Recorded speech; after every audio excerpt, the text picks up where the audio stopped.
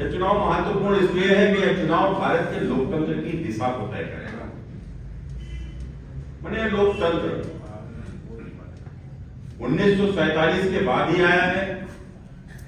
1947 के पहले इस देश में राजतंत्र था, राजा रानी के पेट से पैदा होता था। योग्य हो अयोग्य हो, राजा वही होगा जो रानी के पेट से पैदा होगा। न्याय करे अन्याय करे, आपको बर्दाश्त करना होगा, और जब तक उसका जीवन रहेगा तब तक वो राजा रहेगा, आपको बर्दाश्त करना होगा। यह हालात थे। अन्याय भी करता था तो किसी की हैसियत नहीं थी कि उसके खिलाफ आवाज उठा दे। आवाज उठाने वालों के या तो गला काट दिया जाता था या तो फांसी पर चढ़ा दिया जाता था। यह हालत थी। वर्षों के संघर्षों के बाद, सैकड़ों वर्षों के संघर्षों के बाद, अनेकों कुर्बानियों के बाद, इतनी कुर्बानी गई होगी हम लोग कल्पना भी नहीं कर सकते। इतनी कुर्बानियों के बाद में 1947 में देश में लोकतंत्र मिला। या लोकतंत्र माने जनता का शासन। जनता जिसको चाहेगी गद्दी पर बैठा देगी और जिसको चाहेगी गद्दी से उतार कर फेंक देगी। ताकत जनता को है। बड़े प्यार से समर्थन दिया। इंदिरा गांधी को इतना बड़ा नेता बना दिया, उनके पिताजी को भी नेता बना दिया, झोली भर भर वोट दिया, लोकसभा की सैकड़ों सीटें दी। लेकिन उसके बावजूद भी आपने देखा जब तानाशाही इमरजेंसी में हुई तो इस इंदिरा गांधी को भी चुनाव हरा दिया। यह देश की जनता है और यही लोकतंत्र की ताकत है। यदि लोकतंत्र में ताकत नहीं होती तो मेरे जैसा साधारण आदमी तो कभी सांसद नहीं होता, और वो भी कन्नौज से यदि सांसद है तो केवल इस लोकतंत्र की ताकत के कारण से है। अखिलेश यादव की पत्नी को हरा कर भी सांसद चुना गया तो लोकतंत्र के कारण से संभव हुआ। ये लोकतंत्र यदि नहीं होता तो इस देश में कभी मजदूरों के बच्चों को भी आगे बढ़ने का जो मौका मिलता है वो आधी शीर्ष पदों तक पहुंच जाते, संभव ही नहीं होता। आप बताइए, कल्पना कर सकता है कोई देश में प्रधानमंत्री लाल बहादुर शास्त्री रहे? और लाल बहादुर शास्त्री इतने गरीब परिवार में पैदा हुए थे कि जब बचपन में स्कूल जाते थे तो इतने पैसे नहीं थे कि नदी को नाव पर बैठकर नदी पार करके स्कूल जा सके। बस्ता सर पर रखकर, कपड़ा सर पर बांधकर नदी को तैर करके जाते थे। इतने गरीब परिवार में पैदा होने वाला बालक यदि देश का राष्ट्र प्रधानमंत्री बनता है तो इस देश के लोकतंत्र के कारण से संभव होता है। यदि लोकतंत्र नहीं होता तो कभी गरीब परिवार में जन्मे अटल बिहारी वाजपेयी देश के प्रधानमंत्री नहीं होते। इस देश में यदि लोकतंत्र नहीं होता तो कभी हमारे सरकार में एक गरीब किसान के घर में पैदा हुए नेताजी इतने बड़े नेता नहीं होते। यहाँ लोकतंत्र नहीं होता तो कभी गरीब दलित की बिटिया मायावती इतनी बड़ी नेता नहीं होती। और इस देश में लोकतंत्र नहीं होता तो एक पिछड़े का चाय बेचने वाला बेटा भी देश का प्रधानमंत्री। लेकिन एक इस प्रकार से इस लोकतंत्र को भी इस देश में बंधक बनाने का काम किया गया। गांधी परिवार, मुलायम परिवार के जैसे न जाने कितने परिवारों ने इस देश के लोकतंत्र को ही बंधक बनाने का काम किया है। अब मित्रों, यदि लोकतंत्र यदि बंधक हो जाएगा तो हमारा भविष्य क्या होगा? हमारा क्या भविष्य होगा? मैं तो इस बात को कहता हूं, और आप भी सोचिए, यदि प्रधानमंत्री के घर में प्रधानमंत्री पैदा होगा, यदि मुख्यमंत्री के घर में मुख्यमंत्री पैदा होगा, यदि सांसद के घर में सांसद पैदा होगा, यदि विधायक के घर में विधायक पैदा होगा, यदि कलेक्टर के घर में कलेक्टर पैदा होगा, तो मजदूर के घर में मजदूर भी पैदा होगा, गरीब के घर में गरीब भी पैदा होगा। उसका बेटा कभी बड़ा आदमी नहीं बन सकता, उसका बेटा कभी आगे नहीं बढ़ सकता। इसलिए मित्रों, लोकतंत्र की स्वस्थ परंपरा की शुरुआत मैनपुरी से होनी ही चाहिए, दूसरा रास्ता नहीं। और मित्रों, स्वयं नेताजी उदाहरण है। मैं तो इस बात को कहता हूं, मैंने कल बोला है तो बड़ा सपैया को इसमें सपाहियों को बड़ा मिर्चा लगी हुई है। मैंने कहा एक बात बताओ, नेताजी को नेता आखिर किसने बनाया? नेताजी को नेता क्या उनके पिताजी ने बनाया? नेताजी के पिताजी तो नेता नहीं थे, तो साधारण किसान थे। नेताजी को नेता किसने बनाया? क्या उनके बेटे ने बनाया? अरे उनका बेटा तो पैदा भी नहीं हुआ था। तो नेताजी को किसने नेता बनाया? क्या उनके परिवार ने नेता बनाया? नेताजी को नेता बनाया मैनपुरी की जनता ने, नेताजी को नेता बनाया उत्तर प्रदेश की जनता ने। और मित्रों, कब बनाया? चौधरी चरण सिंह जी नेता हुआ करते थे और नेताजी उनके शिष्य हुआ करते थे। चौधरी चरण सिंह की विरासत उत्तर प्रदेश की जनता ने उनके बेटे चौधरी अजीत सिंह को नहीं दी, बल्कि चौधरी चरण सिंह की विरासत नेताजी को मिली। इसलिए मुझे पूरा भरोसा है कि नेताजी को तो विरासत मिल गई और नेताजी ने अपने परिवार को सब कुछ दे दिया। परिवार को संपत्ति भी मिल गई, परिवार को पैसा भी मिल गया, परिवार को बड़ी बड़ी कोठियां मिल गई, परिवार को बड़े बड़े बंगले मिल गए, परिवार को पद भी मिल गए। कोई मुख्यमंत्री बन गया, कोई कैबिनेट मंत्री बन गया, कोई राज्यसभा से सांसद, कोई लोकसभा से सांसद, नाती पोता बहू तो जबरदस्ती सांसद करना उससे आपने देखा ही था। तो वो कुल मिलाकर यह सब कुछ परिवार को मिल गया। लेकिन मैनपुरी की जनता को क्या मिला? जिन्होंने नेताजी को नेता बनाया उनको क्या मिला? उनको क्या मिला? उनको केवल ठेका मिला। तो इसलिए मैनपुरी की जनता ने तय कर लिया है, मैनपुरी की जनता ने तय कर लिया है कि इस बार मैनपुरी में किसान के बेटे को ही विरासत मिलेगी, नेताजी के परिवार को विरासत नहीं मिलेगी। मित्रों, नेताजी के परिवार और मित्रों आवश्यक भी है समाजवादी झूठे समाजवाद के नाम पर बनी हुई पार्टी, मैं तो उसको समाज विरोधी बोलता हूं, तो समाजवादी है या नहीं। और तो झूठे समाजवादी समाजवाद के नाम पर बनाई पार्टी, और जब पार्टी बड़ी हुई तो हो गई जातिवादी। आपने देखा होगा कि सिपाही की भर्ती में तो एक ही जाति, लेखपाल की भर्ती में तो एक ही जाति, एसडीएम में आएगा तो एक ही जाति का, थानेदार भी आएगा तो एक ही जाति का, यहाँ तक कि चौकी पे सिपाही भी आएगा तो वह भी एक ही जाति का। यह जातिवादी हो गए, समाजवाद के नाम पर बनी पार्टी जातिवादी हो गए। और जाति से भी जब आगे बढ़े तो केवल परिवारवादी हो गए, फिर जाति भी नहीं दिखी। कन्नौज से कौन लड़ेगा? दिनकर यादव। बदायूं से कौन लड़ेगा? धर्मेंद्र यादव। आजमगढ़ से कौन लड़ेगा? मुलायम सिंह यादव। फरीदाबाद से कौन लड़ेगा? अक्षय यादव। माने जहां से यादव लड़ सकता है, जीत सकता है, तो परिवार ही लड़ेगा। परिवार के बाहर सोच भी नहीं पाए मित्रों, तो परिवारवादी हो गए। और परिवार से भी जब आगे बढ़े तो ये सिर्फ वंशवादी ही रह गए। माने मुलायम के बाद अखिलेश ही आएंगे और शिवपाल भी बाहर निकाल दिए जाएंगे। मित्रों, आप देखो ना चुनाव में, मैनपुरी के चुनाव में क्या हुआ? मैनपुरी के चुनाव में तो मैंने देखा तो मैं तो सुन रहा था, चर्चा हो रही थी कि तो तेज प्रताप पे लड़ेंगे।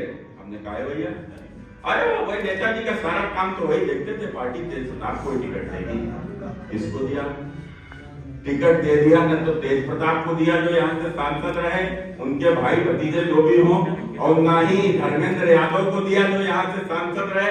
तो वहां पर विरासत किसको मिलेगी? अर्जुन और टीना की तो उम्र नहीं है, इसलिए विरासत बात है। यह है इसके घोर अपराधी। समाजवादी को मैं अपने टाइम पर परिभाषा देता था, इसकी सरकार थी। मैंने समाजवादी कौन? जो जितना बड़ा अपराधी वो उतना बड़ा समाजवादी, वो उतना बड़ा समाजवादी। मित्रों, यह इनकी परिभाषा थी। लूट, हत्या, अपहरण, या मित्रों एक आए आम बात उत्तर प्रदेश में थी। गुंडा, माफिया, लुच्चा, लफंगों की जिस प्रकार से यहाँ के ऊपर उनको सत्ता का संरक्षण मिलता था, इस प्रकार की हैसियत उत्तर प्रदेश में उनकी हो गई थी। और गली गली गुंडे किस प्रकार से सांप्रदायिक माहौल बनाते थे, तनाव फैलाते थे, किस प्रकार के हालत थे कि यहाँ तक जब भगवा से चिढ़ने वाले लोग थे, किस प्रकार से भगवा से चिढ़ते थे। आपने देखा होगा कि इस प्रकार का चिढ़ते कि भगवा की जब यात्रा कमरियों की निकलती थी तो उस पर पत्थर बरसाए जाते थे, उस पर गोले फेंके जाते थे। पश्चिम उत्तर प्रदेश में इस प्रकार की हालत थी। और भगवा से इनको किस प्रकार का चिढ़ है। यहाँ की जो सांसद वो चुनाव लड़ रही श्रीमती डिंपल यादव जी अभी प्रयाग में 2022 के चुनाव में गई थी। और प्रयाग में जब गई थी तो ये मुख्यमंत्री के कपड़ा पहनते हैं, वो मुख्यमंत्री के कपड़े का रंग जंग जैसा है। इनको भगवा में जंग लगा दिखता है, ये भगवा में जंग लगा दिखता है। लेकिन ये नहीं जानती कि जितना तुम लोग भगवा से चिढ़ते हो, हम लोग उतना ही प्रेम करते हैं। और यही कारण है कि हमने भगवाधारी को ही मुख्यमंत्री बना दिया। हमने उसको मुख्यमंत्री बना दिया और उसने समाजवादी को ताने बाने को नष्ट करने का काम किया। मित्रों, समाजवादी किस पर खड़ी थी? अपराध, भ्रष्टाचार और यह आतंक के जो तंत्र के ऊपर खड़ी समाजवादी पार्टी के तंत्र को तोड़ने का भी किसी ने काम किया। तो मित्रों निश्चित रूप से उत्तर प्रदेश में पूज्य योगी आदित्यनाथ जी ने किया है। इसलिए बंधुओं में सिर्फ एक बात कहने आप सबके बीच में आया हूं। मित्रों ये भारत में योगी और मोदी के जैसे नेता बड़े भाग्य से मिलते हैं। हम लोग बड़े सौभाग्यशाली हैं जो नरेंद्र मोदी ने इस देश को आके बचा लिया। तो मित्रों इस देश की हालत क्या थी 2014 से पहले? मुझे आज भी ध्यान में आता है कि 2014 से पहले कहां के ऊपर बम फटेगा ये कोई जानता नहीं था। कभी बस में विस्फोट होता था, कभी ट्रेन में विस्फोट होता था, और कभी बाजार में विस्फोट होता था, कभी बेंगलुरु में होता था, कभी दिल्ली में होता था, कभी मुंबई के ताज होटल के ऊपर हमला होता था। या आए दिन के हालात हिंदुस्तान के भीतर थे, और यहाँ तक कि मंदिर भी हमारे सुरक्षित नहीं थे। अक्षरधाम मंदिर के ऊपर आतंकवादी हमला, रघुराज मंदिर के ऊपर आतंकवादी हमला, जिस प्रकार से हमले होते थे बनारस के संकट मोचन मंदिर के ऊपर आतंकवादी हमला, ये मंदिरों के ऊपर ही आतंकवादी हमले क्यों होते थे? आपने सुना कभी देश में किसी मस्जिद के ऊपर आतंकवादी हमला हो? आपने सुना कि किसी मजार के ऊपर आतंकवादी हमला हुआ? आपने सुना किसी चर्च में आतंकवादी हमला हुआ? तो ये मंदिर में ही आतंकवादी हमला क्यों होते थे? सोची समझी रणनीति के पीछे होते थे कि मंदिर में यदि हमला होगा और उसमें यदि कोई श्रद्धालु मारा जाएगा तो जो श्रद्धालु मारा जाएगा उसकी पीढ़ियों में कोई मंदिर नहीं जाएगा, वो मंदिर जाने के नाम से डरने लगेगा। इस सोच के साथ यहाँ पर मंदिरों के ऊपर हमले होते थे, और हमले इसलिए होते थे कि वो आतंकवादी चलकर तो पाकिस्तान से आता था, लेकिन हिंदुस्तान के आकर हिंदुस्तान में घटना को अंजाम करता था, और उसके बाद यदि पकड़ा भी जाता था तो यहाँ पर बिरयानी खिलाई जाती थी। लेकिन मित्रों माहौल बदला, 14 के बाद स्थिति बदली, और 14 के बाद जब स्थिति बदली और स्थिति यह हो गई कि पाकिस्तान से आतंकवादी तो आता है और पकड़ा भी जाता है, लेकिन बिरयानी नहीं खिलाई जाती बल्कि गोली पिलाई जाती है, ऊपर भेज दिया जाता है। क्या परिवर्तन आया है मित्रों? यह परिवर्तन देश के भीतर आया है। यही कारण है मित्रों आज देश में आतंकवाद समाप्त हो गया। यही कारण है आज मोदी का विरोधी कौन है? पूरे देश में नरेंद्र मोदी का विरोधी कौन है? नरेंद्र मोदी का विरोध करने वाले दो ही हैं मित्रों, एक मुसलमान और एक बेईमान। केवल मित्रों दो ही लोग मोदी का विरोध कर रहे हैं। दोनों का विरोध का कारण क्या? वो कट्टरपंथी मुसलमान। उसका कारण सिर्फ एक है कि उसका तो लक्ष्य है गजवाए हिंद, हिंदुस्तान पे शरिया का शासन। उस लक्ष्य में यदि कोई बाधा है तो नरेंद्र मोदी उस लक्ष्य में बाधा है। इसलिए मित्रों मोदी को रोको, ऐसे एक ही उनका लक्ष्य है। और दूसरा बेईमान, आपने देखा होगा कि आए दिन सीबीआई की रेडें हो रही हैं, आए दिन ईडी की रेडें हो रही हैं। अब ईडी सीबीआई की रेडें क्यों हो रही हैं? वो इसलिए हो रही हैं कि जिस देश में जिसको भी 14 से पहले मौका मिलता था वो समझता था उसको तो लूट का लाइसेंस मिल गया। परिवार, नाते रिश्तेदार, चेला, चमचा मिलकर सत्य का तंत्र का उपयोग करके किस प्रकार से लूट करते थे मित्रों, यह हम सब ने देखा था। लेकिन नरेंद्र मोदी जी के आने के बाद में उन्होंने कहा कि ना तो मैं खाऊंगा और ना ही मैं खाने दूंगा। और मित्रों उसी का परिणाम है कि आज इस देश के भीतर जिसने भी बेईमानी की है उसको हिसाब देना पड़ रहा है, और जो हिसाब नहीं दे रहा है उसको जेल भी जाना पड़ रहा है। मित्रों जेल जाना पड़ रहा है। न जाने किस दिन आपको सूचना आएगी कि समाजवादी पार्टी का अध्यक्ष भी जेल चला जाएगा। मैं नहीं कह रहा कि भैया ये तो ना हमारी पार्टी कह रही है, इन्हीं के जो समर्थक नहीं, कांग्रेस पार्टी के एक नेता ने सीबीआई सुप्रीम कोर्ट में रिट दाखिल की थी, उसकी सीबीआई जांच हुई थी। और फिर जो भी हो सरकार बचाने में वो जांच की क्लोजर रिपोर्ट लगा के बंद कर दी गई थी। लेकिन वो तो पीछे पड़ा रहा, और वो पीछे पड़ा रहा तो उसके बाद में फिर उसने आरटीआई मांगी तो सुप्रीम कोर्ट से 2019 में जवाब दिया गया कि उसमें तो क्लोजर रिपोर्ट दाखिल हो गई है। तो ने भैया क्लोजर रिपोर्ट दाखिल हो गई है तो हमको रिपोर्ट दे दो। अब वो जो रिपोर्ट उसको रिपोर्ट के लिए आरटीआई डाली तो उसको बोला गया वो रिपोर्ट सीबीआई ने जमा कर दी है। अब फिर आरटीआई वहां डाली गई तो वहां बताया गया कि रिपोर्ट नहीं मिली है। अब दोबारा सुप्रीम कोर्ट उसको सुनने जा रहा है, तो न जाने कौन दिन आएगा जिस दिन अपने आप हिसाब किताब हो जाएगा। कुल मिलाकर मित्रों मेरा तो सिर्फ यही आप सबसे कहना है कि इस मैनपुरी के चुनाव को आप आम चुनाव न समझिए। मैनपुरी का चुनाव बड़ा ही खास चुनाव है, और निश्चित रूप से कोई भी चुनाव होता है, हम जब मतदान करने जाते हैं तो हमारा एक वोट हमारे भविष्य को तय करता है। हमारा एक वोट हमारे भविष्य को तय करता है मित्रों। हमारा भविष्य क्या हो सकता है? इस देश में यदि भारतीय जनता पार्टी नहीं है होती तो हमारा भविष्य क्या हो सकता है, यह मुझे कुछ कहने की आवश्यकता नहीं है। हम सब समझदार लोग हैं। जहां जहां भारतीय जनता पार्टी का शासन नहीं है, आपने बंगाल देखा होगा, आपने आंध्रा देखा होगा, ये तमाम सारे राज्य जहां के ऊपर भारतीय जनता पार्टी का शासन नहीं है, वह हालात किस प्रकार के हैं, किस प्रकार से समाज को भयभीत होकर वहां के ऊपर रहना पड़ रहा है। तो मित्रों, हम सबको आज उसका चिंता करने का विषय है। इसलिए बंधुओं, मैं 2014 में भी यहाँ के ऊपर आया था और 2014 में यहाँ उपचुनाव था, तो मेरा यहाँ के ऊपर आना हुआ था। और उस उपचुनाव में जब मैं आया था तो यहाँ लोगों के भीतर एक भय था, आतंक था। और भय किस प्रकार का भय था, क्योंकि उस समय समाजवादी पार्टी की सरकार थी। आतंक किस प्रकार का होता है, तो मैं भी कोई दूर से थोड़े ना आया हूँ, पड़ोस से आया हूँ। और उनका आतंक और गुंडागर्दी को तो हम लोगों ने खुद ही 2014 के वहाँ आम चुनाव में झेला था, जब अपनी पत्नी को जबरदस्ती उन्होंने कन्नौज से सांसद लोकतंत्र की हत्या करके चुनवाया था। वो सारा विषय था, सारा विषय हम लोग देख रहे थे।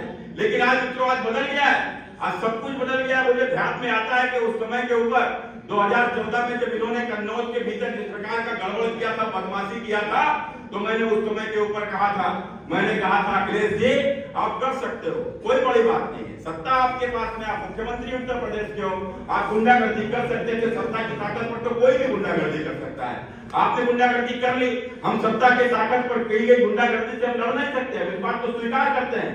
हम सत्ता से नहीं लड़ सकते, लड़ भी नहीं पाए। हम लोग संघर्ष करते थे, कर सकते थे, किया, और संघर्ष का परिणाम आया कि जेल तक हुई, वह सारे कदम हो गए। 600 से ज्यादा पुलिस वाले रात में मेरे घर पर छापा डाला, और तो और मेरे बेडरूम में जहां पर मेरी पत्नी सोती है उस कमरे तक गए। जबकि मेरा तो व्यापारी परिवार है, मेरे 4-5 पीढ़ियों में भी कभी किसी के ऊपर 151 भी नहीं लगी। एक व्यक्ति कन्नौज शहर में ये नहीं कह सकता कि पाठक परिवार ने कभी मुझे अपमानित किया हो और कभी मुझे किसी ने गाली दिया हो। उसके बावजूद भी यह सब आया, मैं जेल भी रहा। और मैंने जेल में आने के बाद भी मैंने यही बात को कहा था, मैंने कहा था, अखिलेश जी कि अब हम लोग स्वीकार करते हैं, हम सत्ता से नहीं लड़ सकते, सत्ता से लड़ने की ताकत नहीं है हमारे अंदर। हम स्वीकार करते हैं कि सत्ता से नहीं लड़ सकते, लेकिन याद रखना अखिलेश जी, हम भले ही सत्ता से नहीं लड़ सकते, लेकिन सत्ता को बदल सकते हैं। या ताकत हमारे भीतर है, हम सत्ता बदल सकते हैं। और सत्ता 2017 में बदली, उसके समय मुझे आपको याद आता है, मैंने 2014 में भी इनसे कहा था, एक कार्यकर्ता सम्मेलन 2014 के लोकसभा के चुनाव के बाद हुआ था। उस सम्मेलन में मैंने कहा था, मैंने अखिलेश जी आपने कन्नौज लोकसभा का चुनाव अपनी पत्नी को जिता दिया गुंडागर्दी करके, और सत्ता से गुंडागर्दी करके कोई भी कर सकता है। हम भी सत्ता के गुंडागर्दी से हम नहीं लड़ सकते, हम स्वीकार करते हैं। लेकिन याद रखना अखिलेश जी, 2019 का भी चुनाव आएगा, और जब 2019 का चुनाव आएगा तो उत्तर प्रदेश में भारतीय जनता पार्टी की सरकार होगी। और जब भारतीय जनता पार्टी की सरकार होगी अखिलेश जी, तो फिर मुझसे बड़ा, आगे वाला शब्द नहीं बोलूंगा, और उसका परिणाम यह आया था कि 2014 के 19 के चुनाव के बाद जब परिणाम भाजपा के पक्ष में आया, तो आपने लोगों को रोते हुए प्रेस कॉन्फ्रेंसों में सुना होगा, निश्चित रूप से सुना होगा। तो इसलिए मित्रों, जनता जो तय कर लेती है वह जनता उसका परिणाम दे देती है। इसलिए आज आप तय करिए अपने भविष्य के लिए, मैनपुरी के भविष्य के लिए, ये गुंडों की पार्टी या समाजवादी पार्टी का सफाया कर दीजिए। मैनपुरी यदि समाजवादी पार्टी हार गई तो इनका अस्तित्व ही समाप्त हो जाएगा मित्रों, इनका अस्तित्व ही समाप्त हो जाएगा। मौका आपके पास में है, आज पूरा देश आपकी ओर देख रहा है, उत्तर प्रदेश आपकी ओर देख रहा है, और खासकर वह हर व्यक्ति जिससे समाजवादी पार्टी की सरकार रहते, जिसको पीड़ा हुई, वह समाजवादी पार्टी की सरकार रहते, जिसने अत्याचारों को सहा है, समाजवादी पार्टी की सरकार रहते, ऐसे लोग आज आप सबकी ओर आंख उठाकर देख रहे हैं। आज उनके लिए आपको बदला लेना है और मैनपुरी को बदल देना है मित्रों।